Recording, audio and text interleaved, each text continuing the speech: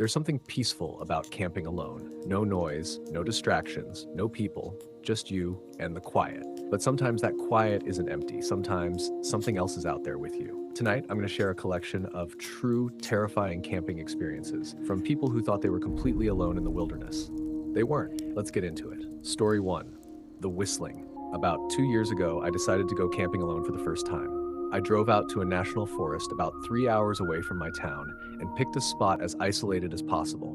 No nearby campsites, no other people, just silence. The first day was perfect. I set up my tent, made some food, watched the sun go down. It was exactly what I needed. But that night, something changed. Sometime around 1, maybe 2 in the morning, I woke up suddenly. No reason, just one of those moments where your body forces you awake. At first, everything felt normal. Then I heard it. Whistling. Soft, slow, almost casual, like someone just walking along, passing the time. I figured it had to be another camper, even though I hadn't seen anyone all day, but then I noticed something. The whistling wasn't moving. It stayed in one place, and that place was very close to my tent.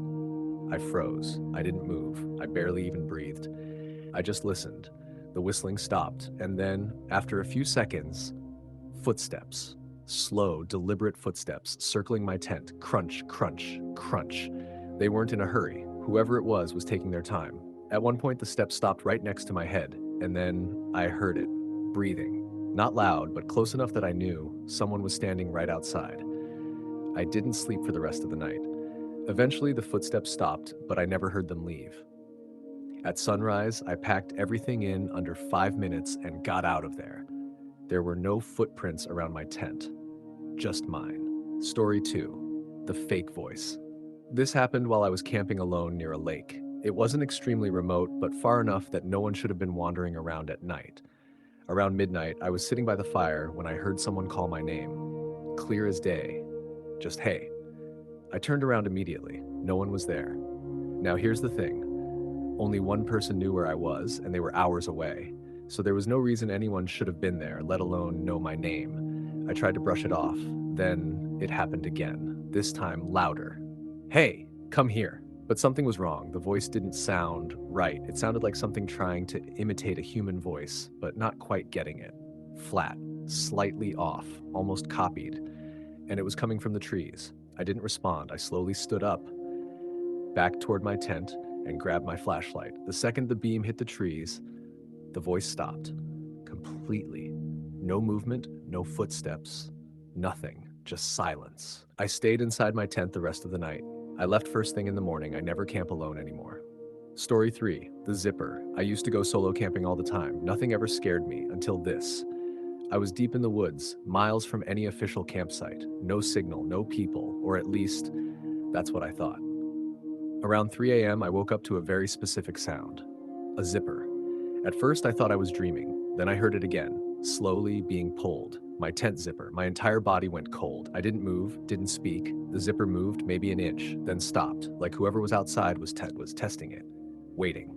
I quietly grabbed my knife and sat there in silence. A few seconds later, footsteps, walking away. Not running, not panicked, just calm, steady steps, disappearing into the woods.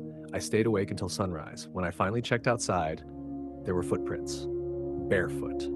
Story 4. The Lights. I was camping in a remote desert area. No trees, no cover, just open land stretching for miles, which is why what I saw made no sense.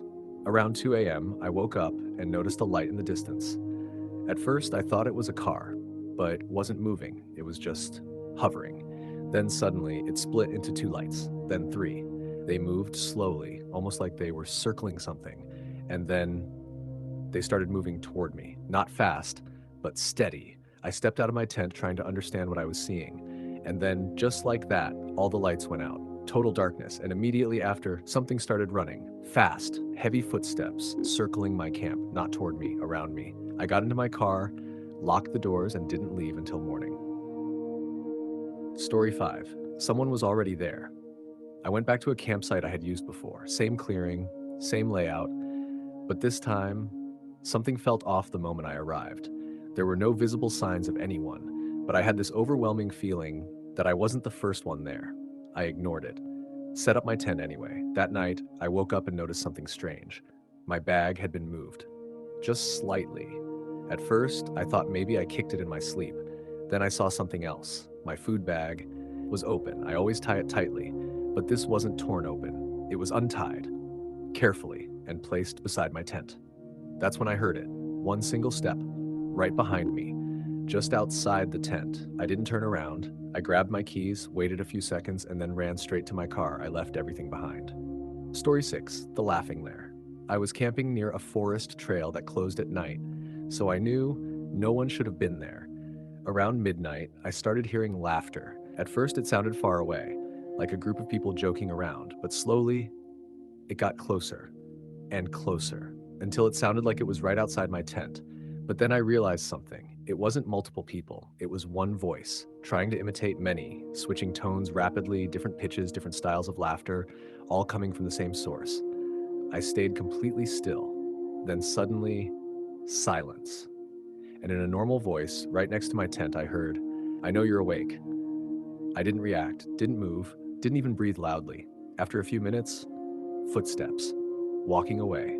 I packed up at sunrise and left. Story 7, The Footprints That Appeared Overnight. I once camped alone near a riverbank. The ground was soft, perfect for tracking footprints. Before setting up, I checked the entire area. Only my footprints were there. No one else. The next morning, that changed. When I stepped out of my tent, there were footprints everywhere.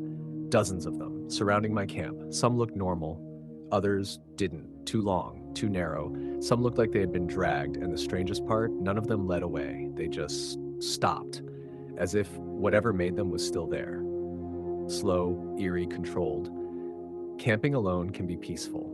It can be freeing, but it also puts you somewhere vulnerable, somewhere isolated. And if something goes wrong, there's no one there to help you. And sometimes the scariest thing isn't what you see, it's what you hear or what you feel, watching you from just beyond the darkness. If you enjoyed these stories, let me know. And remember, if you ever feel like you're not alone in the woods, you probably aren't.